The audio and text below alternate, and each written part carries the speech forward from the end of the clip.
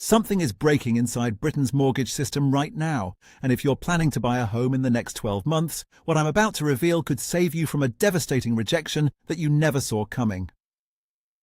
Banks across the United Kingdom are quietly turning away mortgage applicants for a brand new reason that didn't exist just months ago, and this silent crisis is spreading so fast that even the Prime Minister has been forced into emergency discussions about what happens when buyers simply cannot get approved anymore.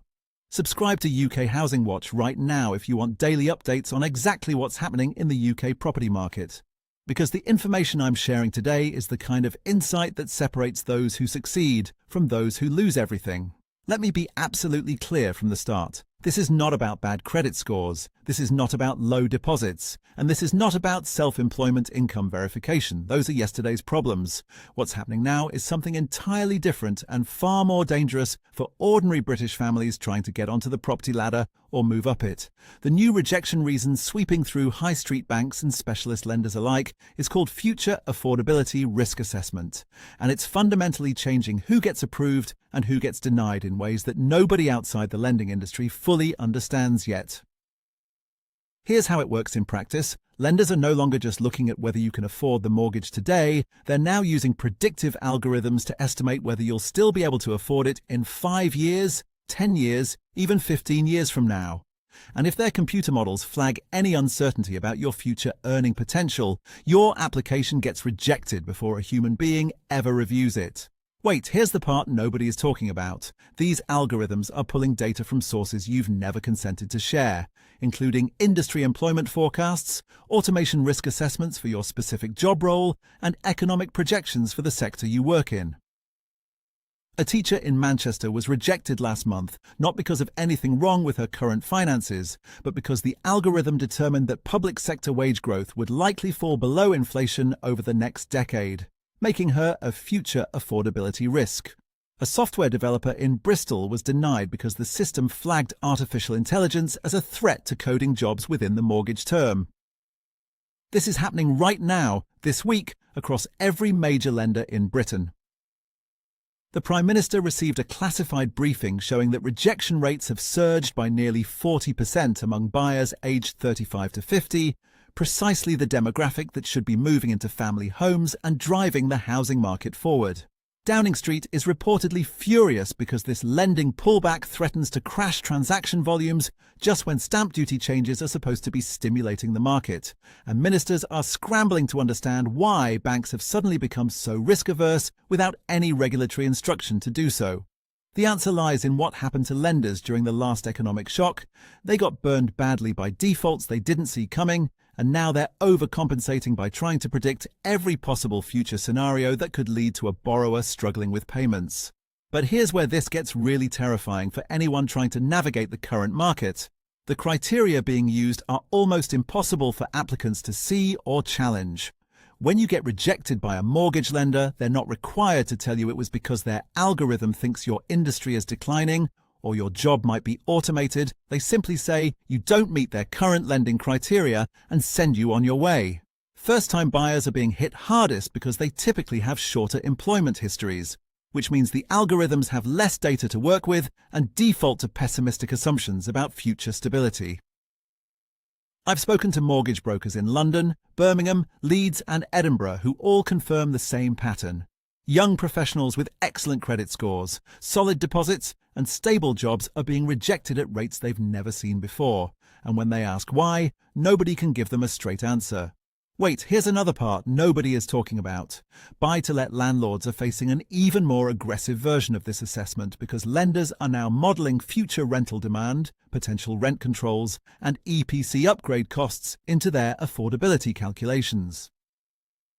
A landlord trying to remortgage a property in Sheffield was rejected because the algorithm determined that mandatory EPC upgrades would cost more than the projected rental income growth over the next 5 years, making the investment fundamentally unviable in the lender's eyes. This is causing chaos in the rental market because landlords who can't remortgage are being forced to sell, reducing supply exactly when rental demand is at historic highs. Renters watching this need to understand what this means for you. Fewer landlords means fewer rental properties, which means higher rents and more competition for every available home. The rejection crisis among buyers is about to become a supply crisis among renters, and nobody in government seems to be connecting these dots publicly.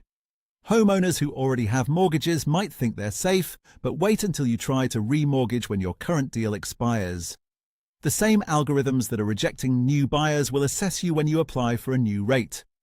And if your circumstances have changed, if you've switched careers, if your industry has been flagged as declining, if you've reduced your hours, you could find yourself trapped on your lender's standard variable rate because nobody else will take you on. Pensioners and those approaching retirement face perhaps the most brutal version of this new reality. Lenders are now using life expectancy data and pension fund projections to determine whether retired borrowers can sustain payments. And many are being told their applications are declined because the algorithm doesn't believe their retirement income is secure enough for a 25-year term. The human cost of this is staggering. I've heard from viewers whose chains have collapsed because one buyer in the sequence was rejected. From families who sold their homes expecting to buy something larger, only to find themselves unable to get approved. From couples who postponed weddings and starting families because their mortgage was denied without explanation. The question everyone should be asking is why this is happening now and why lenders are suddenly so paranoid about future risk. Part of the answer is regulatory pressure that doesn't appear in any official guidance.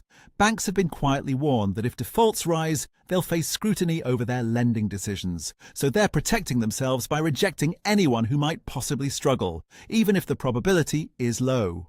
Part of the answer is technology. These predictive algorithms have become sophisticated enough that lenders believe they can genuinely forecast who will default years in advance, and they're using that power aggressively. But here's the twist that makes this truly disturbing. The algorithms are only as good as the data they're trained on, and much of that data comes from previous economic conditions that may not repeat. An algorithm trained on the last 15 years might flag certain professions as risky based on what happened during the financial crisis or the pandemic, but that doesn't mean those patterns will repeat. Lenders are essentially using backward-looking data to make forward-looking decisions, and nobody is checking whether those predictions are actually accurate. What happens next depends heavily on whether the government intervenes, and right now the signals from Downing Street are mixed. There's talk of requiring lenders to provide detailed explanations when applications are rejected, which would at least give buyers a chance to understand and challenge decisions. There's discussion about limiting how far into the future lenders can project affordability, preventing them from rejecting someone based on what might happen in 15 years. But there's also powerful resistance from the banking lobby, which argues that prudent lending protects both borrowers and the financial system from future shocks.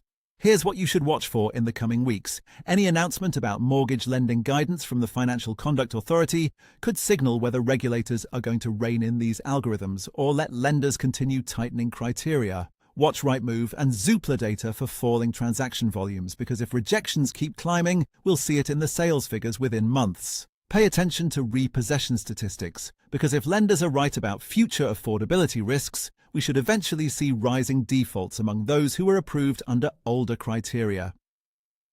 If repossessions stay low while rejections stay high, that's evidence the algorithms are being too aggressive and blocking people who would have been perfectly reliable borrowers. For anyone currently trying to buy, here's practical reality. Work with a mortgage broker who has access to multiple lenders, because criteria vary significantly between institutions. Get a detailed affordability assessment done before you even start viewing properties, so you know exactly what you can borrow. Consider whether you can strengthen your application by documenting career progression plans, professional qualifications, or other evidence of future earning stability that might satisfy algorithmic concerns.